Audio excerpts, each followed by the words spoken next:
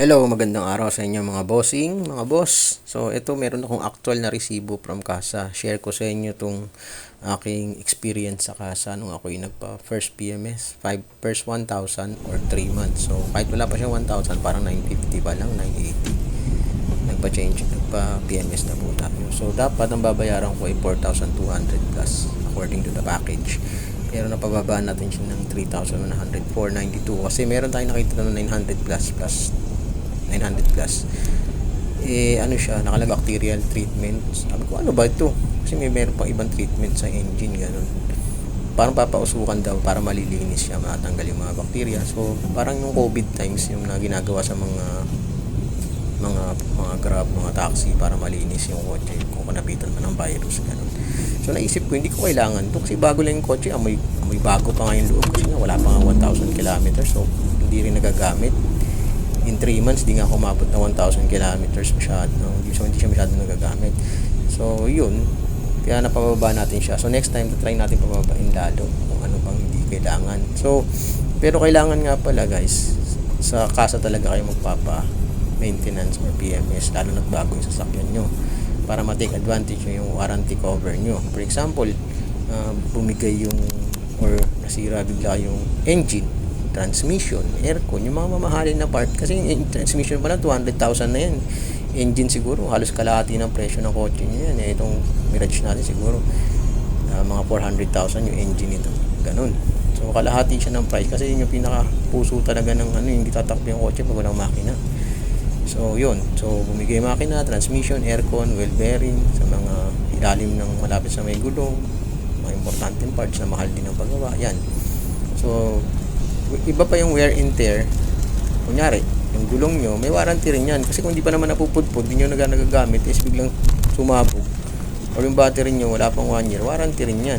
So, kailangan nila palitan niya kasi defective yun galing sa kagaya ng galing mga transmission, yung mga mahal na parte talaga. So, kailangan yung isin yan, tignan nyo na lang kung ano yung pwede nyong tanggalin na hindi practical. Yun lang ang problema kasi nakasama sa package nila, kailangan mo pang tingnan. Dapat inihiwalay nila siguro, I suggest yung mga optional lang naman, kagaya yung mga treatment na yan na hindi naman kailangan. Pinaka-importante na lang dyan, change oil, ma-check yung radiator, yung tama ba yung coolant, ganon, kulang ba yung coolant, battery health, ganon, health ng gulong, ganon, spark plug. Pero spark plug, kailangan dyan sobrang layo ng tinakbo mo bago papalitan dapat din yan.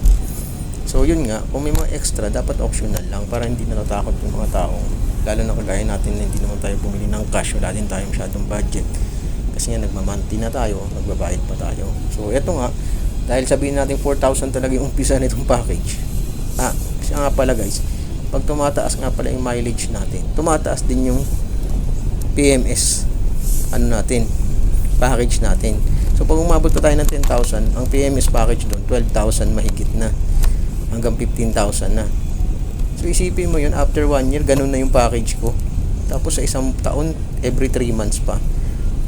So 12, 24, 58. Kung di tayo magpapatanggal tayo ng ibang mabot na ng 8,000, 8, 16, 32,000 in a year. Tapos nagbabayad pa tayo ng ating monthly na 16, 17 or 18,000 a month. Dahil nakasidan lang tayo. How much pa kung naka-SUV ka, tapos monthly mo nasa 20k, 25 or 30,000, nakaban ka, di ba? Tapos meron ka pang ganito na maintenance. Kaya yung iba naman, yung mga nagga-grab or yung kinuha talaga nila yung item pang hanap buhay, kahit pa sikreto lang.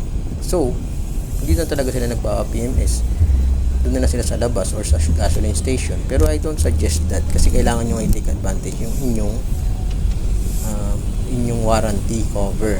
Pero in case gusto nyo talaga, hintayin nyo siguro mga after 2 years. Pati subok nyo na talaga yung kotse na maayos talaga at walang problema. Pero kung wala pang 1 year, baka mamaya may factory defect yan.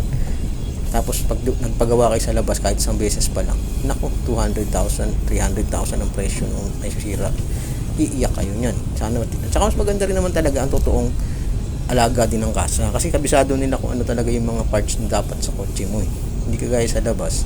Kahit sabihin mong dating yung mga yan, maaaring inaantok sila, ganun, hindi sila dedicated sa brand ng kotse mo, maaari talaga magka-problema at wala kayo bang sisisihin kundi sarili mo.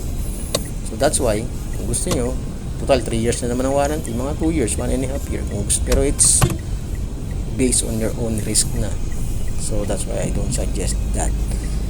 So napaka-importante po ng warranty. So yan ang na-share ko sa inyo ngayon. Next time, itatry ko rin ma-check yung next warranty ko. Ating next PMS para kung ano yung matatanggal pa natin, guys. Lalo pag nag 10k na tayo or more. So yun. I hope may na-share naman ako nakatulong sa inyo. So thank you guys for watching, at subscribe na kayo at bigyan nyo ako ng like. Libre naman yan para ganahan naman ako lalo makapag-share ng experience ko at nakapamahagi ng ibang kaalaman. Subscribe na po kayo. Maraming salamat guys. Gracias a todos. Ciao!